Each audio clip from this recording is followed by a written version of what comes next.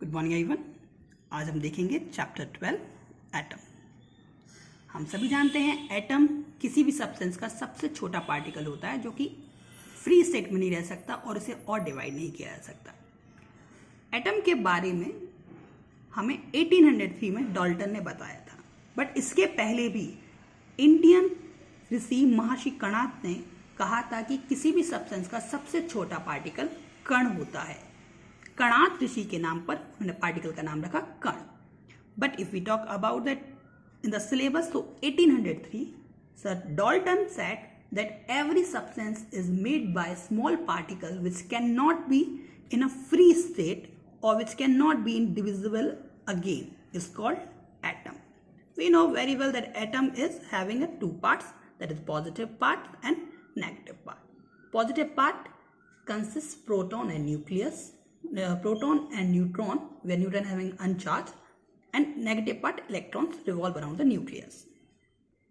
तो डाल्टन के कहने के बाद कई साइंटिस्टों ने इस पर रिसर्च की और एटम की डिस्कवरी पर, एटम के स्ट्रक्चर पर अपनी रिसर्च करना चालू कर दिया।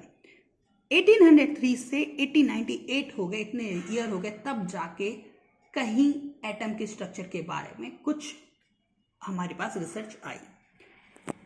एटम के कई मॉडल दिए गए, उनमें से जो मेन मॉडल थे that is Thompson model, Rutherford planetary model and Bohr model. These all are in a syllabus. So we will study about one by one these model and their drawbacks. तो सबसे पहले 1898 में Thompson ने अपना model दिया। This is also called plum pudding model. J Thomson already electron की discovery कर चुके थे। जे थॉमसन बहुत ही ग्रेट साइंटिस्ट कहलाए जाते हैं। इन्होंने कहा कि जो टोटल एटम है ये दो पार्ट में डिवाइड होता है, एक पॉजिटिवली चार्ज, एक नेगेटिवली चार्ज। तो जो पॉजिटिवली चार्ज होता है वो क्या होता है, पूरे यूनिफॉर्मली डिस्ट्रीब्यूटेड होता है, और जो नेगेटिवली चार्ज होता है वो उस यूनिफॉर्मली डिस्ट्रीब्यूट पॉजिटिव चार्ज में सीड्स के जैसे डिस्ट्रीब्यूट होता है। आप इस तरह देख सकते हैं कि उन्होंने माना हुआ है कि यूनिफॉर्मली डिस्ट्रीब्यूटेड पॉजिटिवली चार्ज पूरा का पूरा एक वाटरमेलन के जैसे उन्होंने माना कि वाटरमेलन है, और नेगेटिवली चार्ज उसके सीड्स हैं। तो जो इलेक्ट्रॉन है वो क्या हो गए, सीड्स, और बाकी पूरा क्या हो गया, पॉजिटिवली चार्ज। ये था थॉमसन का मॉडल। इसके बाद 1906 में जे थॉमसन के student Ernst Rutherford, I hope you have listen the word Rutherford, इनके बारे में आपने पढ़ा होगा। रदरफोर्ड भी बहुत ही ग्रेट साइंटिस्ट थे। इन्होंने भी कई एक्सपेरिमेंट्स किए हैं, बट इनका अल्फा पार्टिकल एक्सपेरिमेंट बहुत ही फेमस है, जिसके बेस पर इन्होंने ना केवल एटम के बारे में बताया बल्कि इन्होंने एक नोबल गैस भी डेवलप की जो कि नेचर में से नहीं थी, उनको उन्होंने बनाया होगा। ठीक है। So in 1906 Ernst Rutherford propose a classic experiment of scattering of alpha particles by atoms to investigate the atomic structure. इसी एक्सपेरिमेंट को इनके फॉलोअर्स ने 1911 में परफॉर्म किया। In 1911, this experiment was later performed by Hans Ziegler and Ernst Marsden. My dear, I want to inform you about the Ernst Marsden. Ernst Marsden जब ये experiment perform कर रहे थे, on that time he was only 20 years old and he had not completed his graduate degree. ठीक है। So now let's what is that experiment? I hope everyone knows alpha particle experiment, पहले भी हम कर चुके हैं। इसमें हमारे पास क्या होता है, एक अल्फा पार्टिकल का सोर्स होता है, हम यहाँ बिस्मथ लेते हैं। ठीक है। इस सोर्स से हम अल्फा पार्टिकल की बीम को पास कराते हैं। इसके टारगेट के लिए हम क्या लेते हैं, गोल्ड फॉइल ले लेते हैं। गोल्ड फॉइल क्यों लेते हैं कि गोल्ड का जो एटॉमिक नंबर है वो ज़्यादा है, जिससे इनके अल्फा पार्टिकल और गोल्ड फॉइल के बीच जो इलेक्ट्रोस्टैटिक फोर्स हो वो ज़्यादा हो। ठीक है। अगर हम यहाँ हाइड्रोजन एटम ले लेंगे तो इलेक्ट्रोस्टैटिक फोर्स कम होगा और ये इस पर ज़्यादा पुश करके इस फॉइल को ही डेविएट कर देगा। ठीक। यहाँ हम देखते हैं, यहाँ स्कैटरिंग होती है और इसको ऑब्जर्व करने के लिए हम एक जेडन सल्फाइड की, जिंक सल्फाइड की एक स्क्रीन लगा लेते हैं। जब इस एक्सपेरिमेंट को परफॉर्म किया जाता है तो जब ये अल्फा पार्टिकल इस फॉइल पर जाती है तो अलग अलग डायरेक्शन में इसकी स्कैटरिंग होती है। इसको स्कैटरिंग वे में हम देखने के लिए हम देखते हैं कि सोर्स ऑफ अल्फा पार्टिकल, ये वाला पॉइंट यहाँ से जाता है, ये लीड ब्रेक्स हैं जो इसको डायरेक्शन देते हैं, मतलब कि सीधे जाने के लिए, और बीम ऑफ पार्टिकल यहाँ आती है ये गोल्ड फॉइल, ये वाली लाइन जो है गोल्ड फॉइल है। जब ये beam of alpha particle gold foil पर आती है तो हम देखते हैं कि most of the alpha particles passes with the same scattering angle, small scattering angle और सेम डायरेक्शन, मतलब सीधे निकल जाते हैं most of the alpha particle. कुछ जो अल्फा पार्टिकल बीम होती हैं वो थोड़ा ज़्यादा स्कैटरिंग करते हैं, और इन स्कैटरिंग के कारण जब ये स्क्रीन पर आते हैं, जिंक सल्फाइड की स्क्रीन पर आते हैं तो स्ट्राइक करते हैं। स्ट्राइक करने से चमक उत्पन्न होती है और इस ब्राइटनेस को हम डिटेक्टर माइक्रोस्कोप की हेल्प से देख सकते हैं। ये पूरा रोटेबल होता है। अब हम ये देखते हैं कि बहुत ज़्यादा amount of alpha particle come angle of scattering से निकल गए, कुछ alpha particles large angle scattering से निकले, और बहुत कुछ बैकवर्ड ऑफ स्कैटरिंग से निकले। मतलब बहुत कुछ कितने, 8000 में से एक अल्फा पार्टिकल। तो इनके बेसिस पर कुछ रिजल्ट निकाले गए और उनके बेस पर रदरफोर्ड ने प्लैनेटरी मॉडल दिया। तो सबसे पहले हम देखें कि जो स्कैटरिंग एंगल और अल्फा पार्टिकल्स की जो बीम के नंबर्स हैं उनमें जब एक एनालिटिकल स्टडी की गई तो एक ग्राफ प्लॉट हुआ। इसमें बताया गया कि जो स्मॉल एंगल ऑफ स्कैटरिंग होता है उसके लिए बहुत सारी बीम्स निकलती हैं, मतलब कि बहुत सारी बीम्स कम स्कैटरिंग होके जाती हैं और बहुत कम बीम्स ज़्यादा स्कैटरिंग करती हैं। मतलब कि angle of scattering is increases but number of alpha particles decreases. मतलब कि ज़्यादा बीम्स सीधे कम एंगल से निकलती हैं और बहुत कम बीम्स ज़्यादा एंगल से निकलती हैं। ठीक है, इस बेस पर इन्होंने कुछ रिजल्ट निकाले। तो results are, number 1, the most of the structure of atom is hollow. जब ये सीधे निकल गए तो इससे इनको पता चला कि बहुत सारा पार्ट जो है वो हॉलो होता है, मतलब खोखला होता है।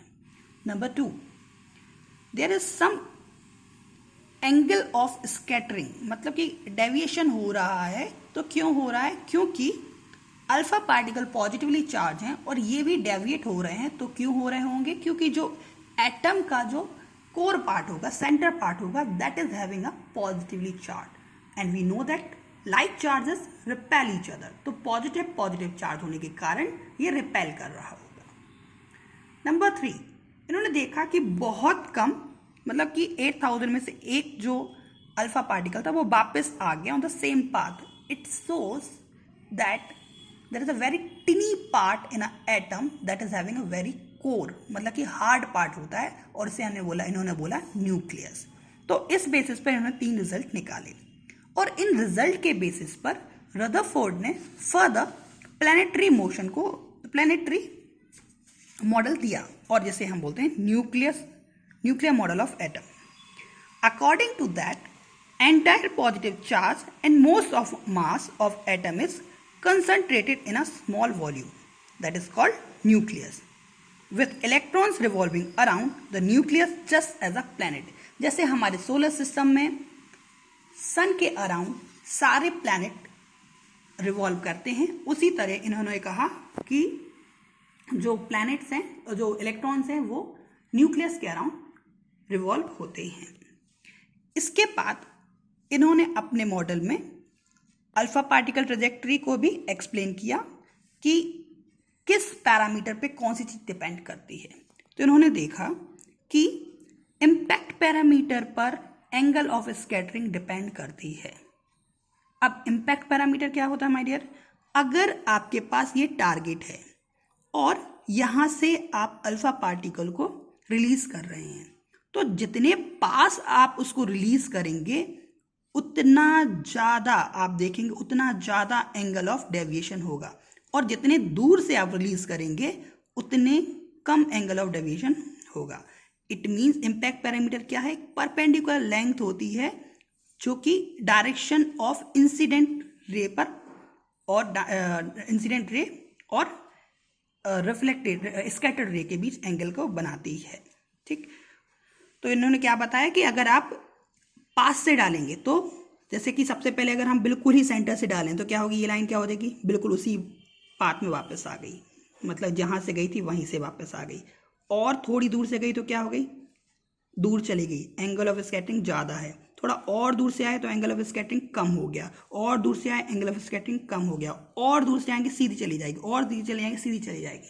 मतलब कि एटम के न्यूक्लियस जो कोर पार्ट होता है वो हार्ड होता है, इसलिए इससे वापस आ रही है, पॉजिटिवली चार्ज होता है, इसलिए डिफ्लेक्शन ज़्यादा है, स्कैटरिंग ज़्यादा है।